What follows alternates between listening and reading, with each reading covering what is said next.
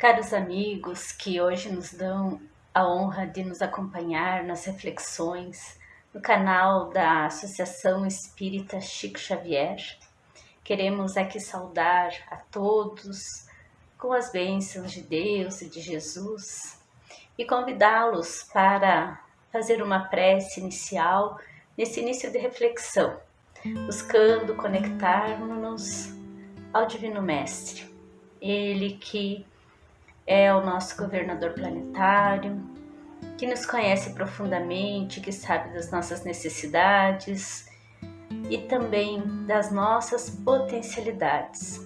Por isso, conta conosco nesta tarefa de construirmos um mundo melhor pelo melhoramento individual de cada um. Que Jesus, na sua infinita bondade e misericórdia, nos abençoe e nos envolva na sua luz e na sua paz, para que tenhamos a mente pacificada, o coração aberto para acolher os ensinamentos do Mestre elucidados pela doutrina espírita.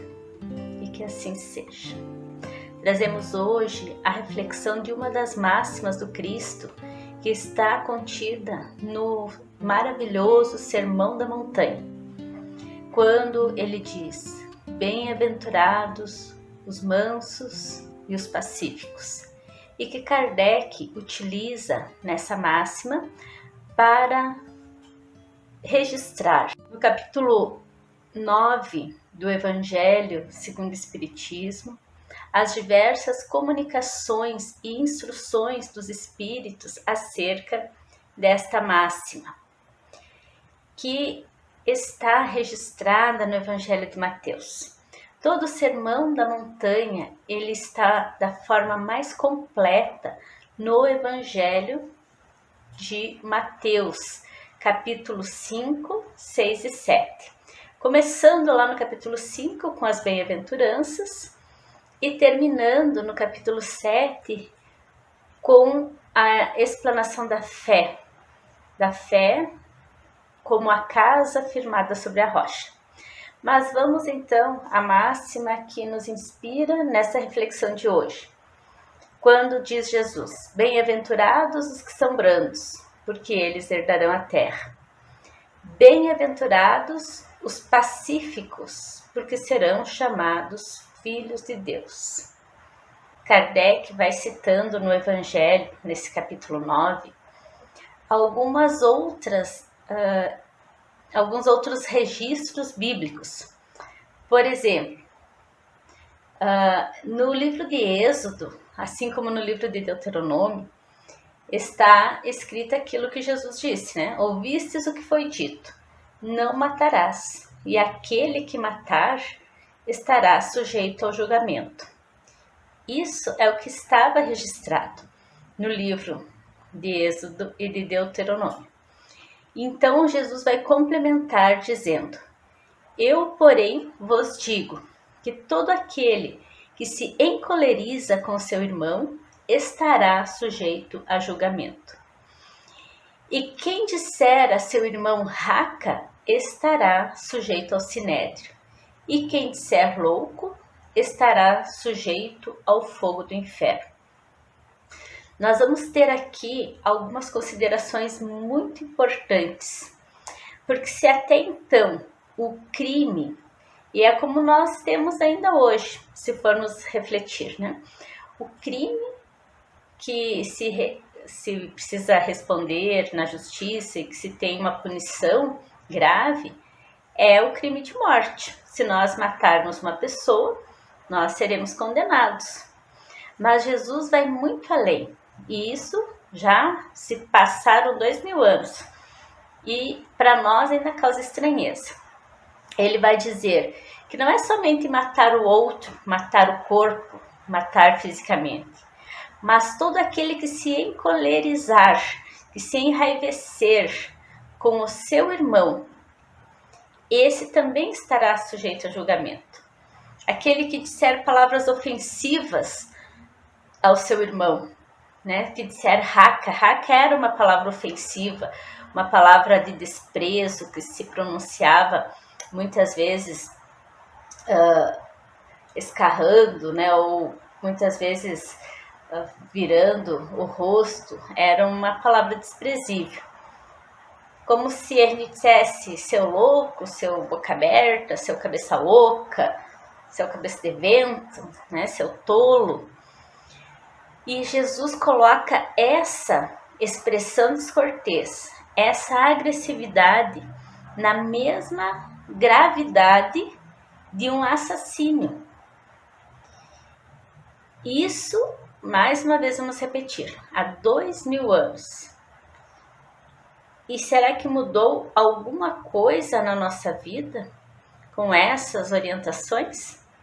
Será que nós deixamos de utilizar a voz para agredir o outro hoje? Ou ainda usamos essa prática? Infelizmente, nós usamos muito ainda essa prática. Com essa mensagem, Jesus vai instituir as leis da brandura, da moderação, da mansuetude, da afabilidade e da paciência.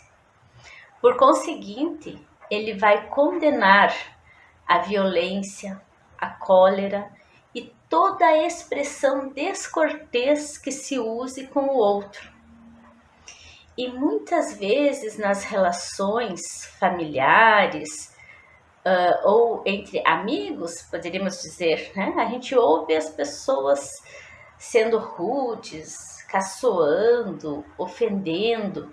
E aí ele diz, mas isso aí é brincadeira, não, isso aí isso não é nada, isso é capaz, né? É brincadeira. Mas são pequenas, como disse a Joana de Ângeles, né, quando fala da paciência, pequenas alfinetadas que acabam por ferir. Com o tempo, essas relações vão sendo minadas porque não toleram. Se você está num dia tranquilo, num dia que você está de bem com a vida, você tolera algumas coisas, não dá bola, passa batido. Mas quando nós não estamos num dia tranquilo, qualquer palavra pode nos causar muito mal. Toda palavra ofensiva que sai da nossa boca, ela vai exprimir um sentimento contrário à lei de amor, contrário à lei de caridade. E a lei de amor e a lei de caridade é aquela que deve presidir as relações entre os homens. Não só presidir essa relação, como manter a concórdia e a união entre as pessoas. A palavra, ela vai aglutinar ou repelir. As palavras nos tocam, a forma com que alguém nos fala. A todo momento nós reagimos a essas palavras. Então, um caso curioso, contar um dos muitos casos de Chico Xavier, onde ele conta que certa vez, chegando na casa espírita, uma mulher vem falar com ele e reclama estar com muita dor de cabeça. E ele acolhe ela e diz, olha minha irmã, calma, vamos orar, vamos esperar que essa dor passe, né, que você fique bem.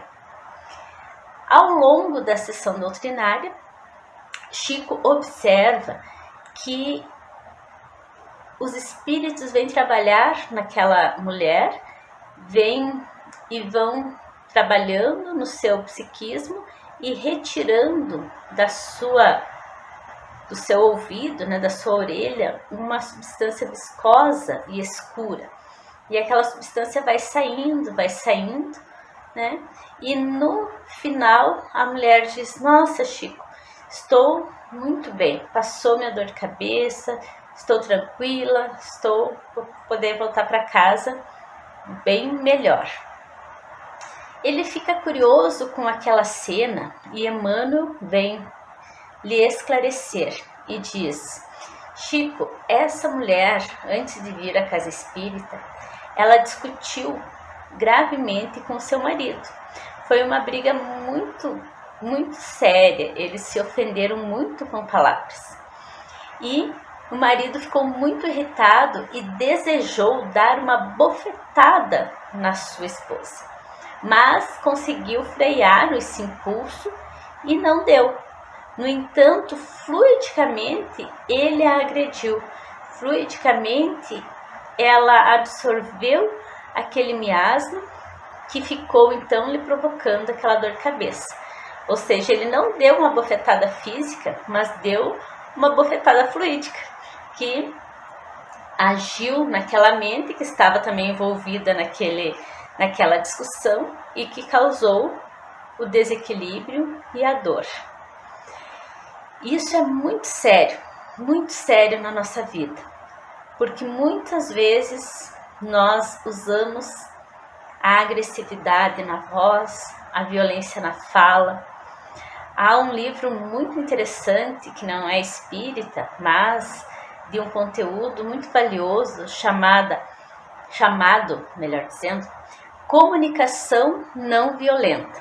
É de um psicólogo judeu naturalizado americano chamado Marshall Rosenberg.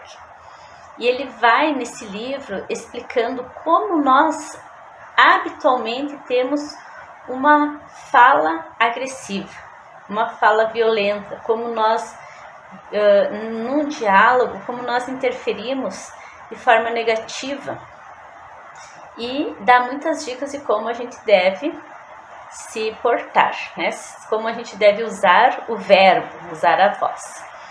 Mas chegando, né? Mas nos detendo à doutrina espírita, nós vamos encontrar no livro Entre a Terra e o Céu, no capítulo 22, há ali um esclarecimento muito importante ao espírito Clara, que na colônia espiritual ela vem dar uma palestra sobre a importância do uso adequado da voz e da palavra. E ela começa fazendo alguns esclarecimentos do que é cada coisa, esclarecimentos conceituais. Vai dizer que a palavra gera energias elétricas específicas que libera raios de natureza dinâmica. Tudo que nós falamos tem uma carga energética que vai liberando raios dinâmicos, raios em movimento. Diz ainda Clara que a mente é um gerador de força através dos fios do sentimento e do pensamento, produzindo o verbo. O verbo é a descarga eletromagnética regulada pela voz. Então a mente, ela vai gerando esta força com esses fios de sentimento e do pensamento, e vamos produzindo aquilo que nós falamos. E muitas vezes falamos sem a reflexão necessária, no impulso, né? Então, ela vai dizer ainda que é pela palavra que os homens se aproximam e se ajustam para o serviço. Pela palavra, os homens se entendem, se comunicam. E pela voz, o trabalho pode ser favorecido ou retardado no espaço e no tempo. Conforme nós utilizamos a nossa voz, nós podemos facilitar as coisas ou piorá-las. Muitas vezes, vamos piorando essa condição.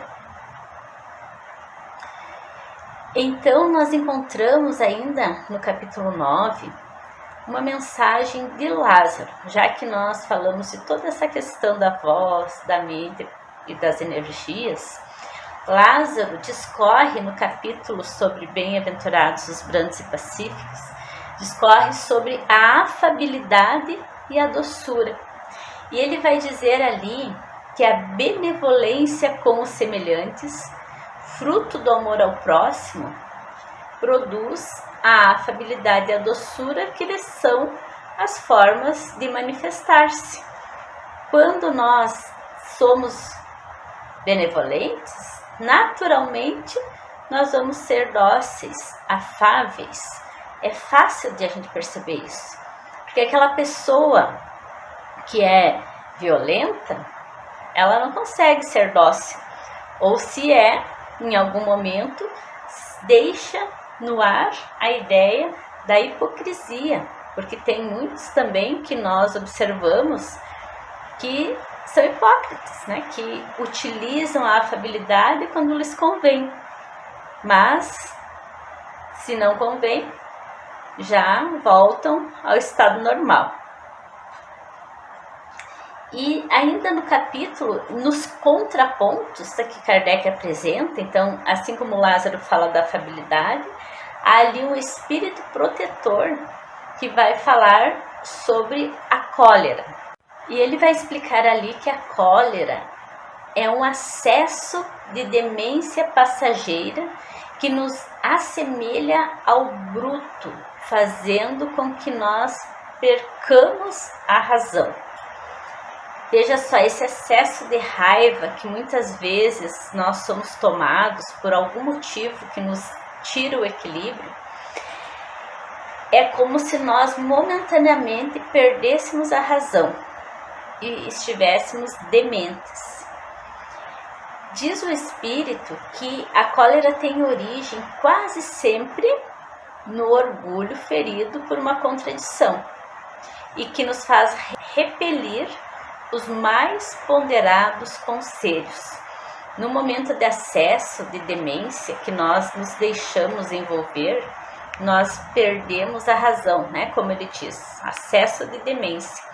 Então, nós vamos repelir ali qualquer conselho, qualquer ação, é aquela questão do deixa disso, né? Mas nós ficamos cegos porque perdemos a possibilidade de raciocinar nesse momento, porque nós baixamos o nosso padrão, vamos para um nível instintivo e primitivo que nos faz agir desta forma brutal.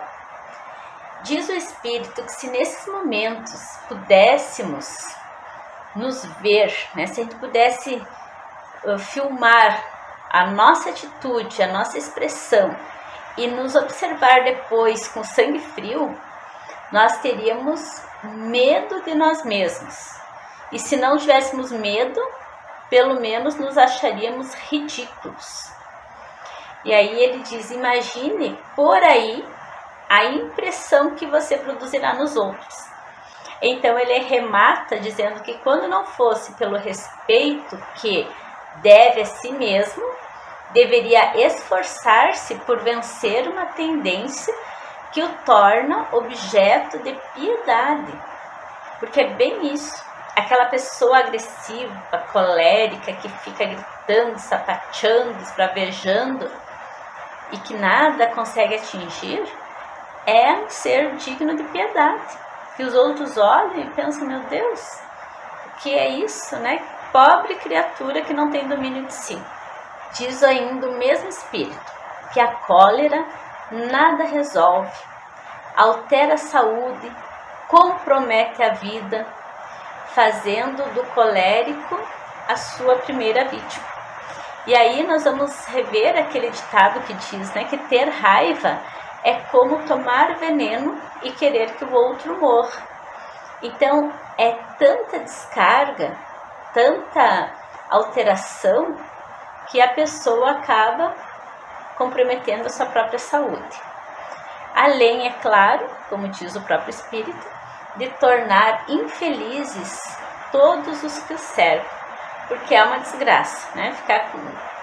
Conviver com aquela pessoa raivosa, que por tudo briga, por tudo sapateia, por tudo está, né, fica vermelha de raiva, é uma tortura, é uma dificuldade. Aquela pessoa que daí não aceita, que repele qualquer intervenção para que se acalme. Então nós voltamos para o Espírito Clara, lá no livro Entre a Terra e o Céu, que naquela fala, onde ela está explicando sobre a voz, e ela vai dizer que a cólera, esse ímpeto, essa raiva que nos acomete eventualmente, é um perigoso curto-circuito nas forças mentais, por defeito na instalação do mundo emotivo, arremessando raios destruidores. É como nós tivéssemos um curto-circuito no nosso cérebro, na nossa mente espiritual, e esse curto-circuito causasse descarga para todos os lados, atingindo aqueles que estão mais próximos. É um perigoso curto-circuito. E por que ele acontece? Veja, olha, observem o detalhe, né? Por um defeito na instalação do mundo emotivo. É porque nós não conseguimos ainda compreender as nossas emoções, não conseguimos ainda dominar essa expressão emotiva, dominar principalmente quando somos atingidos no orgulho, que é o que dizia anteriormente a mensagem. Quase sempre o motivo da cólera é o orgulho ferido. E aí, quando o meu orgulho é atingido, eu não consigo mais pensar. Então, eu perco a razão. E então, a Clara continua ali dizendo, se nesse momento desse curto-circuito, nós não encontramos, se nós nesse momento não encontramos alguém com o material isolante da oração ou da paciência, o súbito desequilíbrio de nossas energias estabelece os mais altos prejuízos em nossa vida. Assim como a eletricidade, quando ela não é bem conduzida, pode causar muitos danos, a cólera também é uma descarga elétrica que, se não encontra o isolante da oração ou da paciência, alguém que esteja interagindo conosco e que nesse momento tenha mais equilíbrio que nós para isolar essa ação. Se tivermos essa pessoa, somos felizes, né? Se não tivermos, então nós estamos encrencados, porque, como diz ali a Clara, nesse caso nós estamos sujeitos a altos prejuízos em nossa vida. Por quê? Porque os pensamentos desvairados provocam a temporária cegueira da mente, arrojando-a em sensações de remoto pretérito, nas quais descemos, sem perceber, a infelizes experiências da animalidade inferior. Isso tem a ver com as camadas do nosso cérebro, que está muito bem elucidada na obra de André Luiz, principalmente no livro No Mundo Maior. Ali ele vai falar que o nosso cérebro ele é composto por 3 camadas muito distintas. O cérebro reptiliano, ou tronco cerebral, o sistema límbico e o neocórtex. O cérebro reptiliano, ou o tronco encefálico, ele é o responsável pelos nossos instintos de sobrevivência, os instintos mais primitivos. O neocórtex, por sua vez, que é a última camada do cérebro, ele é o responsável pela razão, pelos pensamentos superiores, pelas nossas emoções superiores também. Então, quando nós nos deixamos envolver pela cólera, nós vamos ativar esse tronco encefálico, essa parte reptiliana, que é o nosso cérebro mais primitivo. E aí nós vamos descendo para esse cérebro primitivo e desativamos temporariamente o nosso cérebro pensante, o cérebro da razão. E por isso que nós nos deixamos dominar por esses sentimentos que pensamos que já havíamos dominado. E vamos ver depois, por quê. Nesse capítulo do Evangelho também tem uma mensagem de Hahnemann. Hahnemann é pai da homeopatia e ele vem ali na codificação exatamente trazer uma mensagem sobre a cólera. E ele diz que muitas vezes nós nos desculpamos com o nosso temperamento, dizendo: ah, mas eu sou assim mesmo, eu tenho pavio curto, fazer o quê? Esse é meu temperamento, eu nasci assim, sempre fui assim, desde pequeno, eu sempre fui agitado, sempre fui encolerizado. E ele diz que a gente muitas vezes se desculpa no nosso corpo, mas o nosso corpo, ele é um resultado do padrão do nosso padrão como espíritos imortais que somos. Então desanima que na falsa ideia de que não pode reformar sua própria natureza, o homem acha que está dispensado de corrigir os defeitos que de boa vontade se compraz ou que exigiriam muita perseverança para serem extirpados. E que todas as virtudes e todos os vícios são inerentes ao espírito. Não é o corpo que dá a característica ao ser. É o ser, é o espírito que dá a característica ao corpo. Então não vale a gente dizer: ah, mas o que eu vou fazer se eu sou assim? A gente não é, a gente está. E a gente pode exercitar, é por isso que nós estamos no mundo. Vamos deixar de lado a síndrome da Gabriela. Eu nasci assim, eu cresci assim, você sempre assim, do princípio ao fim. E essa é a síndrome de Gabriela. Nós somos espíritos imortais viajantes no tempo.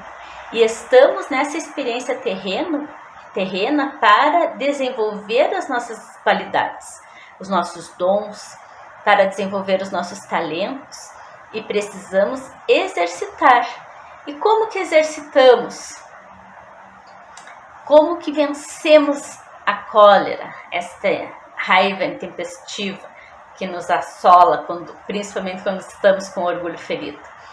Então, continuando ainda no capítulo, nós vamos ter uma mensagem formidável, assinada por um espírito amigo, com o título A Paciência.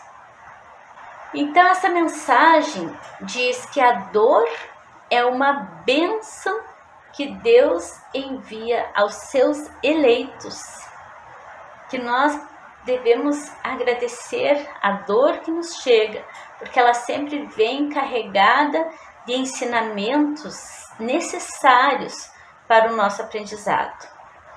E ela vai falar ali também que há muitas formas de se fazer caridade, mas uma das caridades que é a mais penosa e por isso a mais meritória é aquela de perdoar os que Deus colocou no nosso caminho como instrumentos do nosso sofrimento e para pôr à prova a nossa paciência.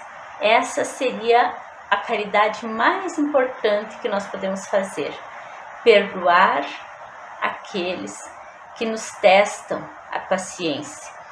E é o que menos nós fazemos nesse mundo. Mas como conseguir domar, como conseguir exercitar, como conseguir vencer e exercitar essa caridade tão importante que é de perdoar as ofensas? Então, Lázaro traz uma mensagem que Kardec coloca logo após essa mensagem da paciência, chamada obediência e resignação, e ressignifica isso. Diz ele que a obediência é o consentimento da razão e a resignação é o consentimento do coração, que ambas são forças ativas que carregam o fardo das provações que a revolta geralmente deixa cair. Quando nós nos revoltamos, quando nós não aceitamos uma situação, muitas vezes nós acabamos desabando nas nossas próprias angústias.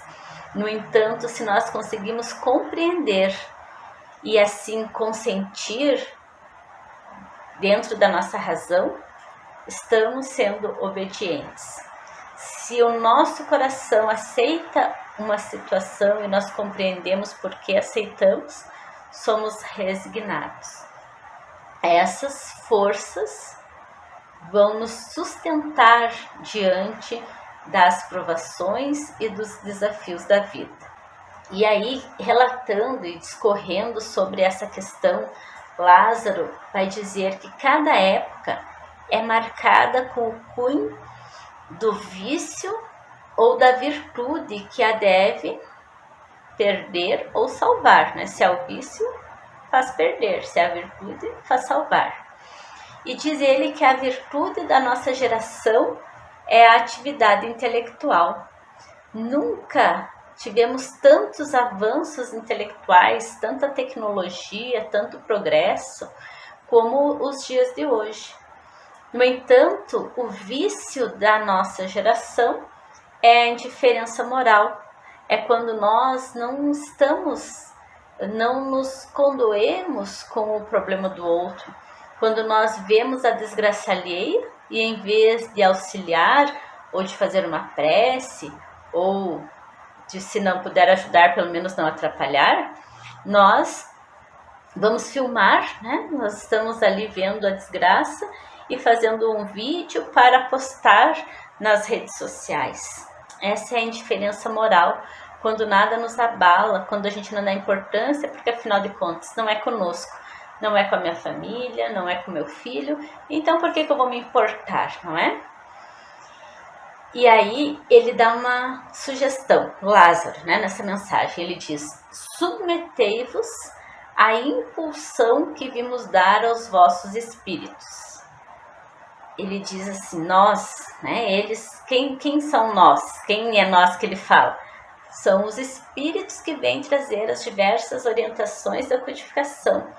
E ele diz, prestem atenção no que a gente está explicando, aceitem esse conselho, submetei-vos, olha a obediência e a resignação, a impulsão que vimos dar aos vossos espíritos. Obedecei a grande lei do progresso, que é a palavra da vossa geração. Nós estamos aceleradamente no progresso. Muitas coisas nessa época em que a Terra passa por momentos muito tumultuados, mas de transição planetária, nós estamos aceleradamente na caminhada do progresso. Por isso, muitas coisas acontecem hoje. Nós temos resultados muito mais imediatos das nossas ações. E aí ele diz ainda algo muito importante. Ai do espírito preguiçoso, ai daquele que fecha o seu entendimento, porque nós, que somos os guias da humanidade em marcha, o atingiremos com o chicote e forçaremos sua vontade rebelde no duplo esforço do freio e da espora. É uma linguagem muito forte essa do Lázaro e que nos diz que nós não podemos mais perder tempo, que nós não podemos mais fazer de conta que a gente não sabe, fazer de conta que a gente vamos deixar para depois, agora não dá, agora não quero, porque nós não podemos mais protelar. Os espíritos estão a nos alertar. Vamos em frente, irmãos, que nós precisamos progredir. E aquele que não quiser fazer o trabalho, então ele sofrerá esse esforço, né? Como ele diz aqui, o atingiremos com chicote e forçaremos sua vontade rebelde no duplo esforço do freio e da espora, porque nós não podemos parar. A lei do progresso é uma lei divina, ninguém pode opor-se a ela, nós vamos progredir. Essa é uma fatalidade da vida, não tem o que você possa fazer que o impeça de progredir. E ele continua dizendo que toda resistência orgulhosa deverá ceder, cedo ou tarde, mas bem-aventurados os que são brandos, pois prestarão dócil ouvido aos espíritos. Então, todo aquele que não quer saber, eu quero a minha vantagem, eu quero eu estar bem, não quero saber do outro, não quero saber desse negócio de progresso, não quero saber de reforma íntima, não quero saber de melhorar, este sofre, né? E nós vamos ver, né, e vemos hoje muito sofrimento daqueles que são endurecidos, daqueles que são teimosos, que são resistentes e que acabam sofrendo muito mais do que aquele que vai compreendendo e vai aceitando as oportunidades de aprendizado que a vida lhes confere. Então, saindo um pouco do Evangelho, nós vamos citar o livro O Código do Monte, escrito pelo Dr. Sérgio Lopes. Nesse livro, ele faz algo muito interessante, ele vai comparar as bem-aventuranças com os nossos centros vitais e com as leis divinas. E quando ele fala ali da mansuetude, ele diz que a mansuetude decorre naturalmente da humildade. Quanto mais humilde o indivíduo, mais tranquilo ele vai ser. Essa humildade permite à pessoa poder para administrar a própria vida, possui a si mesmo. E é o que ele vai dizer, que numa análise mais metafórica do que Jesus fala, quando ele diz bem-aventurados os mansos, porque eles herdarão a terra, entre outras coisas, não só a terra mesmo, porque nesse processo de melhoria da terra, aqueles que aceitam, aqueles que conseguem se adequar a esse planeta regenerado, estarão novamente aqui reencarnados. Os rebeldes terão que ir para um planeta mais adequado com o seu estado de rebeldia. Então é herdar a Terra, planeta Terra, onde nós nos encontramos. Mas Sérgio Lopes propõe que também essa máxima se refere a essa condição de domínio próprio, domínio das suas ações, domínio dos seus sentimentos. E não é isso. Quando nós estamos tranquilos, seguros, nós conseguimos gerenciar as nossas emoções. Nós conseguimos dominar o nosso território interior. No entanto, quando nós somos imaturos, quando nós não refletimos adequadamente, nós perdemos as estribeiras. O que é perder a paciência? O que é perder as estribeiras? É perder o controle de si. Eu perco o controle do meu pensamento, eu perco o controle das minhas emoções. E aí tudo descamba. Este sentimento, o sentimento da cólera, ele está muito ligado ao nosso centro gástrico, também chamado de centro solar, né? Esse que fica em cima do estômago. É esse que mais sofre. Por isso que quando nós somos pessoas muito coléricas, nós muitas vezes vamos sofrer de gastrite, úlcera gástrica e todas essas enfermidades relativas a esse centro. Então estejamos atentos àquilo que me leva, que me impulsiona. O que é que me leva a fazer isso? E é muito importante refletir nos nossos hábitos, porque às vezes a gente diz assim, eu não queria fazer isso, eu não queria responder assim, não queria, mas quando eu vi, já foi. Foi a força do hábito. Emmanuel fala muito sobre o hábito, e há uma mensagem muito interessante no livro Pensamento e Vida, capítulo 20, onde ele vai dizer que o hábito é uma esteira de reflexos mentais acumulados, operando constante indução à rotina. Então o hábito é que nem uma esteira, né? Eu vou sempre repetindo as mesmas coisas. Muitas vezes, diante de tal situação, eu reajo assim. E eu faço isso sempre. Esse é o hábito. O que é a evolução? Nós falamos sempre que nós estamos na Terra, nós encarnamos para evoluir, para melhorar. O que é essa tarefa de evolução? É adquirir novos costumes, é desvencilhar-se daqueles hábitos para adquirir hábitos melhores. E o Cristo é para nós o marco da renovação humana. Ele nos traz um programa de transformações viscerais do espírito, como essa que ele diz. Você não pensa que é matar o outro somente, que é um crime. Crime é você ofender o outro, é você agredir o outro com palavras, reações de animosidade, é você inventar mentiras sobre ele. Isso é crime, é você ter pensamentos coléricos sobre ele. Isso também é um crime.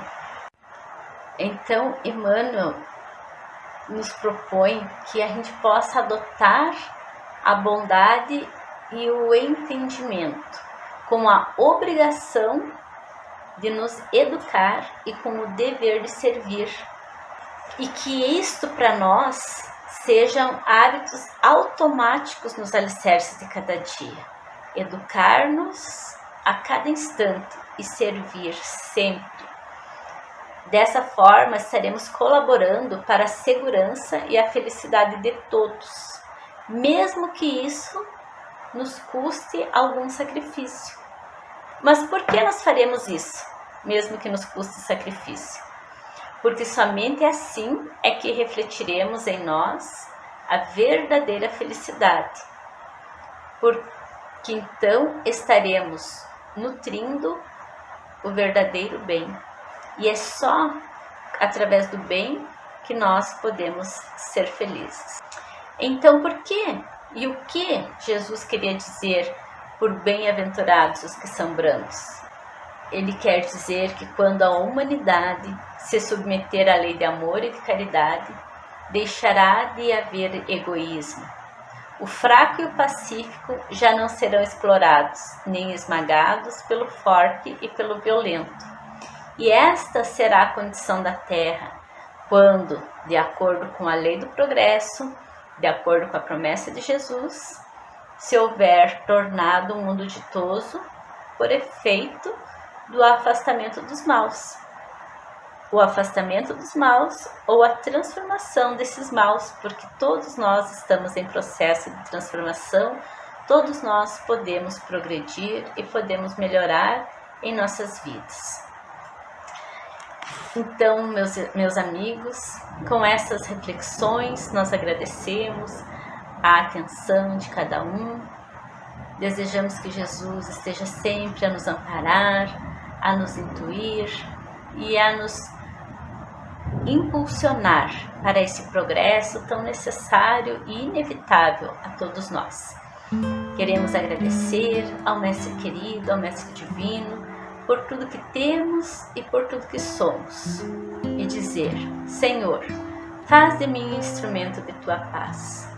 Onde houver ódio, que eu leve o amor. Onde houver ofensa, que eu leve o perdão. Onde houver discórdia, que eu leve a união. E onde houver dúvidas, que eu leve a fé. Onde houver erro, que eu leve a verdade. Onde houver desespero, que eu leve a esperança. Onde houver tristeza, que eu leve a alegria. E onde houver trevas, que eu leve a luz. Ó Mestre, faz com que eu procure mais consolar que ser consolado, mais compreender que ser compreendido, mais amar do que ser amado. Pois é dando que se recebe, é perdoando que somos perdoados, e é morrendo que nascemos para a vida eterna. Que assim seja.